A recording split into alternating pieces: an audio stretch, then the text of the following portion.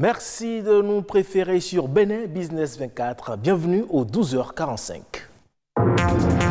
En ce 21 juin, fête de la musique, on s'intéresse à la musique béninoise qui est dotée de richesses culturelles diversifiées, mais qui peine encore à s'affirmer sur l'échiquier musical international. Pourquoi et comment y remédier, c'est à savoir. Et à l'instar des lieux de culte, les bars et buvettes ont également ouvert leurs portes aux clients depuis 2 semaines déjà. Et si certains ont retrouvé leur ancienne habitude, l'ambiance n'est pas pareille partout. Enfin, on parlera du syndrome des ovaires polykystiques, un trouble hormonal qui touche une femme sur 10 dans le monde et qui peut causer l'infertilité.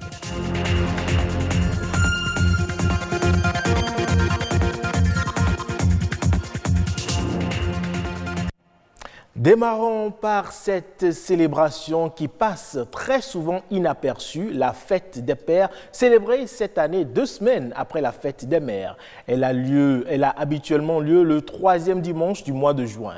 Instaurée officiellement comme une célébration nationale et permanente par un décret pris en 1972 par le président américain Nixon, la fête des pères visait à rétablir l'équilibre entre les pères et les mères puisque les mamans bénéficiaient déjà d'un jour de fête officielle. La fête des pères laïque telle que nous la connaissons actuellement est fondée sur une tradition très ancienne du Moyen-Âge. En effet, dans toute la chrétienté, on célébrait déjà la paternité le jour de la Saint-Joseph. Saint-Joseph étant reconnu comme étant le père nourricier de Jésus-Christ et le saint patron des pères de famille. La rédaction de BB24, par ma voix, souhaite donc une bonne fête des pères à tous les papas du monde. Une autre célébration dans cette édition, vous le savez sans aucun doute, c'est aujourd'hui que les musiciens célèbrent leur art. Le 21 juin, consacré comme étant la fête de la musique. Mais si, en raison de la crise sanitaire et des rassemblements très encadrés, cette édition 2020 sera différente des éditions précédentes, pour autant, la musique continue à vivre et à faire vibrer. Nous, ici, on s'intéresse à la musique béninoise et surtout aux raisons qui pourraient expliquer l'absence, à ce jour, d'une identité musicale propre malgré la pléthore d'artistes et la diversité culturelle dont regorge le Bénin. Quand on évoque le Makossa ou le Bikouti, les regards sont tournés vers le Cameroun. Pareil pour le Zouglou ou le coupé-décalé qui identifie la Côte d'Ivoire. Qu'est-ce qui s'est passé? Au Bénin, du Tcheng System, en passant par le Noudiou, le Soyoyo ou le Zekede, les rythmes foisonnent sans jamais connaître un succès mondial. Quand on parle d'une musique béninoise, il faut rechercher les éléments qui caractérisent cette musique-là. C'est-à-dire qu'on dit une musique béninoise, il faudrait qu'on retrouve les identités du Bénin qui sont en dehors de la langue, qui sont donc les instruments de musique, les mélodies et les chants. Pour ce musicologue, la recherche d'une originalité passe donc par la connaissance et la maîtrise de certains outils indispensables à la créativité. La créativité existe, mais c'est la formation, j'insiste lourdement dessus. Tant qu'il n'y aura pas de formation, tant qu'il n'y aura pas d'école de musique, on peut investir des millions sur les jeunes. Le résultat sera, franchement, n'aura pas beaucoup d'envergure parce que on va se contenter d'amuser localement les gens, mais on n'aura pas les éléments pour pouvoir affronter le marché international. Et pour prétendre aller sur ce marché, la formation des artistes s'impose, de la création des écoles de musique. Dans une école de musique, on fera prendre conscience aux apprenants de l'utilité des instruments de musique que nous avons dans notre organologie, c'est-à-dire dans l'ensemble des instruments de musique que nous avons sur le terrain. Parce que ce sont des musiciens modernes. Mais pour faire de la musique, il faut savoir, il faut connaître les rythmes de nos pays, savoir comment ça s'écrit, et ensuite procéder à des techniques de composition pour utiliser ces rythmes-là pour faire une musique, disons, du genre moderne. Donc c'est ça là, si les gens ne sont pas formés, franchement, je vous dis la vérité, ils vont toujours bricoler. Investir dans la formation des artistes pour les aider à mieux peaufiner leur art et ainsi rendre la musique béninoise exportable serait le prix à payer. Et 2 semaines déjà que les bars et buvettes ont ouvert leurs portes à leurs clients. Et pourtant, à Cotonou, l'ambiance de la reprise n'est pas pareille partout. Au moment où certains continuent de se plaindre du manque de clients, d'autres ont au fait de retrouver leur ancienne habitude. C'est le constat fait par une équipe de reportage. 17h à Cotonou, nous sommes dans l'une des rues du quartier Fille-Rosset. Quelques jours après la réouverture des bars et buvettes. Ici, le coronavirus impose un silence plat. L'activité a repris, certes, avec le port de masques par les serveuses, mais ce sont les clients qui se font rares. Avant, les clients sortent beaucoup, mais après le confinement, rien, ça ne marche pas. Sinon, à cette heure-ci, si vous venez ici, vous allez voir au moins quelque chose de vingtaine de personnes comme ça. Mais pratiquement, vous voyez le lieu, c'est vidé. Autre lieu, autre ambiance. Ici, à Godomè, le son de la musique résonne à nouveau comme un bon bol d'air frais pour le plaisir de tous. Moi, je suis content parce que c'est ça qui me donne à manger d'abord. Je suis très content. On a commencé. C'est un sentiment de joie parce que la vie reprend. Donc là, on a la possibilité de revoir les amis, de pouvoir reparler des plaisirs de la vie. Se fait plaisir avec une bière fraîche. C'est d'ailleurs la raison de la présence de Brice dans cette buvette. Moi, j'ai quitté le service, donc j'ai soif. Et ça m'a plu de faire un saut ici pour prendre une bière avant de rentrer.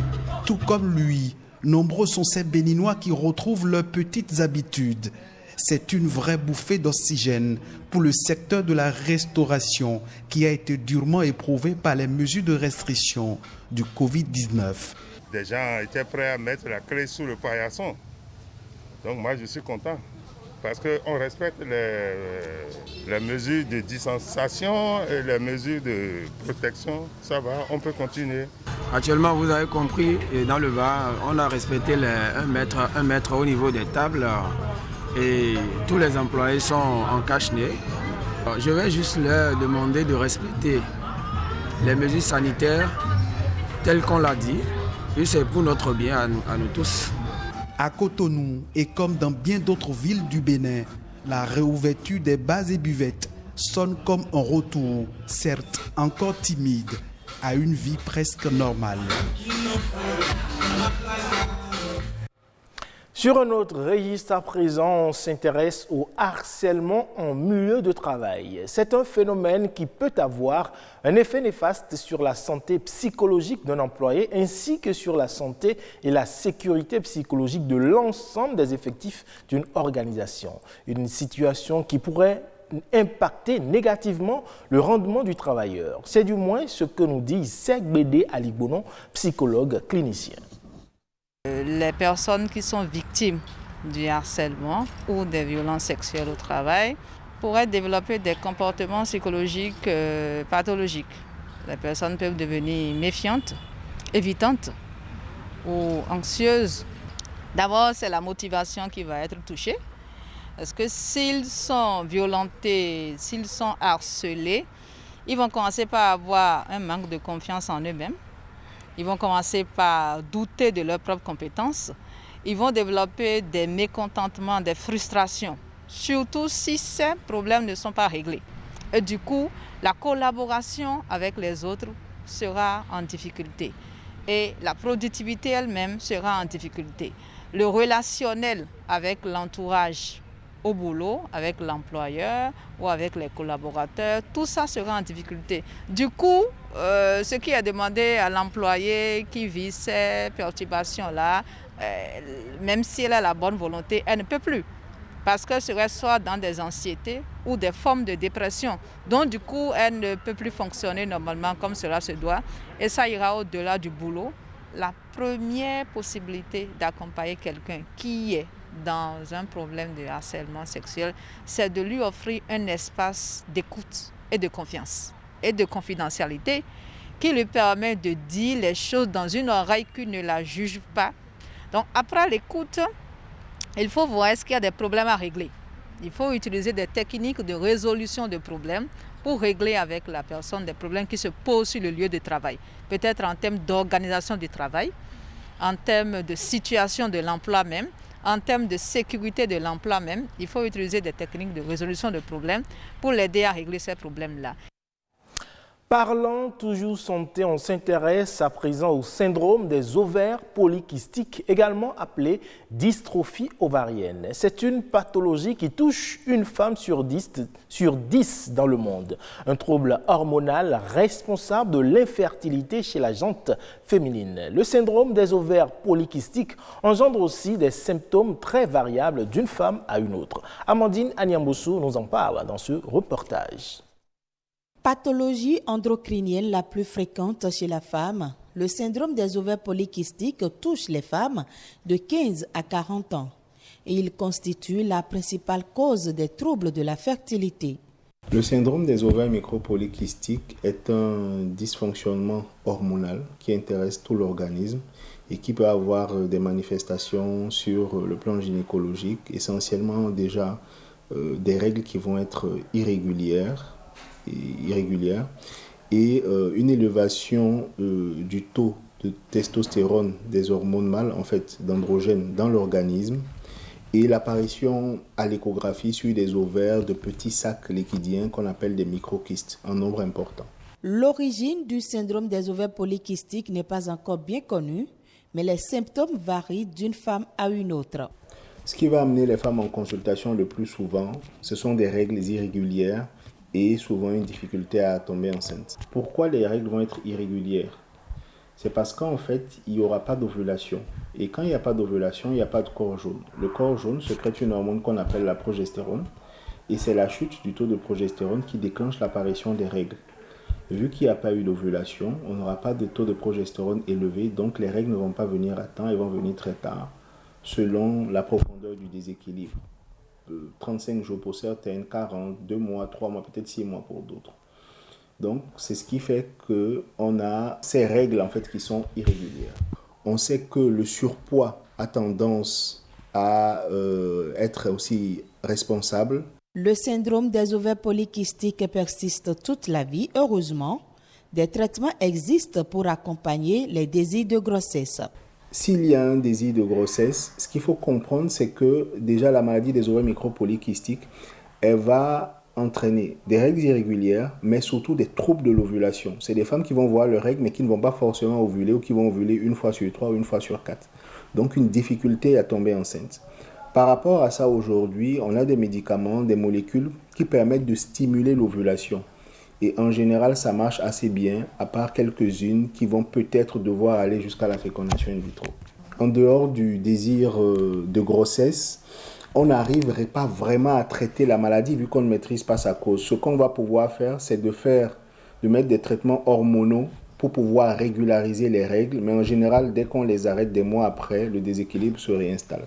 Il est également prouvé qu'un amaigrissement d'au moins 5% améliore les symptômes et favorise le rétablissement d'une ovulation.